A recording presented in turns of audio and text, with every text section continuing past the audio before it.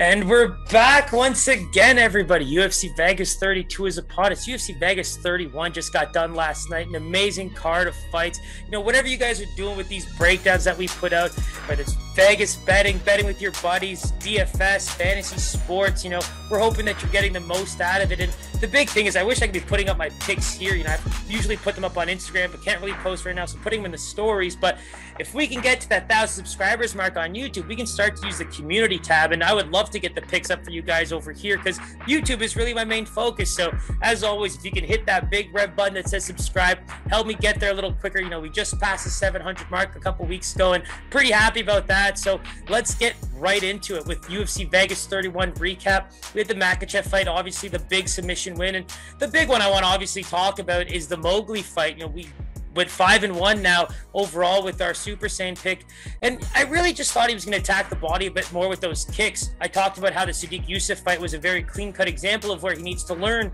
to avoid some of those big power shots coming from the right-handed side of orthodox fighters, but in that Billy Quarantillo fight, man, that's exactly what happened, especially early. And let's be real, that orbital area that just got absolutely mangled in that fight is kind of a testament to what he really needs to work on when he faces some of these big strikers. And with Quarantillo, I just thought that he'd be able to kind of keep him at bay with the kicks, attack those legs to slow him down physically, then attack the body to slow him down internally. I just thought that there was such a good path for him as a southpaw, but unfortunately took our first L in that Super Saiyan pick. But I mean, if there's any guy you're going to lose it to, I'm really happy it's a guy from the Jungle Book and Mowgli. And outside of that, we're going to come back strong as always. And 7-3 overall, very happy with, I guess, my personal side of things. But like I said, whatever you guys are using the breakdowns for, you know, always ask questions in the comments if you'd like. I'm really excited to get things moving, and we can quickly take a look at UFC Vegas 32 now. You know, big card, a lot of fights already dropping out. We got a total of 13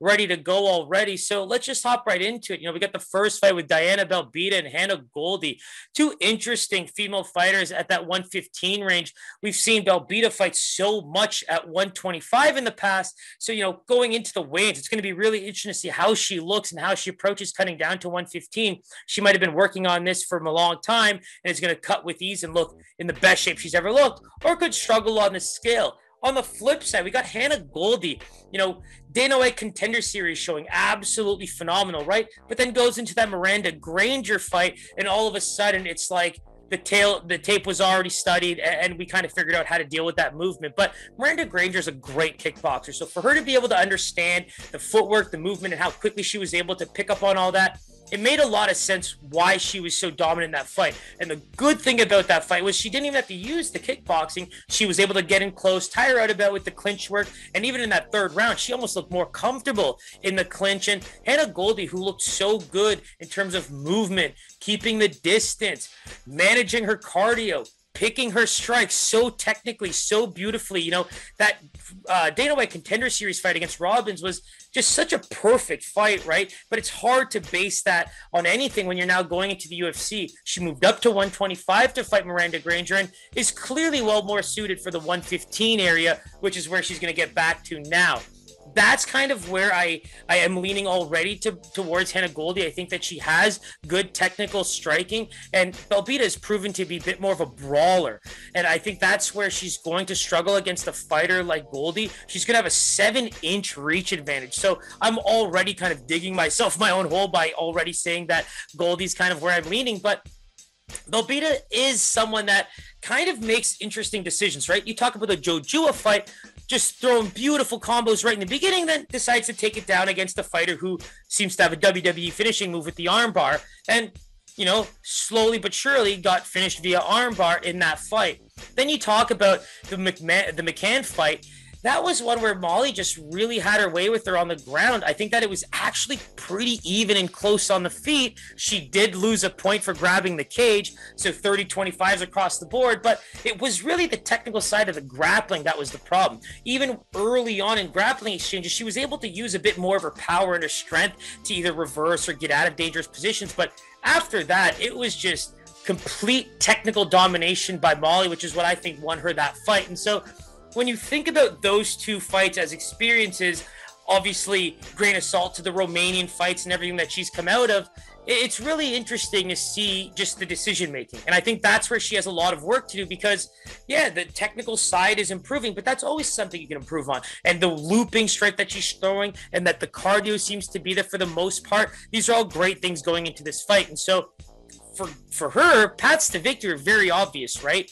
Manage that brawling style. I think getting into that brawling range with Goldy is kind of a problem because she's going to be able to pick her shots and move away. Pick her shots and move away. So in this case, it's do kind of the same thing that Granger did, right? Pick your shots, kind of tailor to that movement a bit, and then tire her out as you get closer and closer to her with those shots that you're picking. Get her up against the fence, because it seems like the moment you get Hannah up against the fence and work a bit more clinch work, coming out of that, she slows down a bit. So it's not the same fight you're going to see over 3 rounds that Robbins did, because Robbins was really just trying to stand there and strike. And to be quite honest, if she just cut off to the left side a bit more instead of circling with her the whole time, there would have been some really good moments for her there. So that's the areas that I just find that there's an opportunity for Belbita to win. And when you go into Goldy, you know, we love that overhand right. She's got the leg kicks there. So much technical skill and potential overall just because of that. But the Granger fight was a bit humbling. The length. She's already going to lose 7 inches to Belbita here. And we saw what the length did to her in that Granger fight as well. So for me, those are the little things where I just see, in terms of path to victory, she almost seems to have to fight every fight like the Dana White Contender Series fight, where it's keep the distance, pick your shots, and avoid any of that clinch work that seems to get you tired and off of your rhythm. And, I mean, if there's a grain of salt we want to take, her parents live outside of the PI, and it's like a 5 or 10 minute distance. So, I mean, you got to give her a bit of a cherry on top reason for that. So, right now, I'm going to lean Goldy as the favorite. I'm not going to give her a line of minus 200 or something. I think she should fall somewhere in that minus 130, minus 140 range. I think that the technical side of things always kind of gets me thinking favorite in general. You know, we talk about some of the canceled fights, right? We should have seen her way more. The Loma Lukbumi, the Jessica Penne twice. These are all things that kind of play into a part as well of not giving her some massive line because we just haven't seen her that much. You talk about Belbita, who's only 25 and started her pro career in 2014 with a 5-0 run.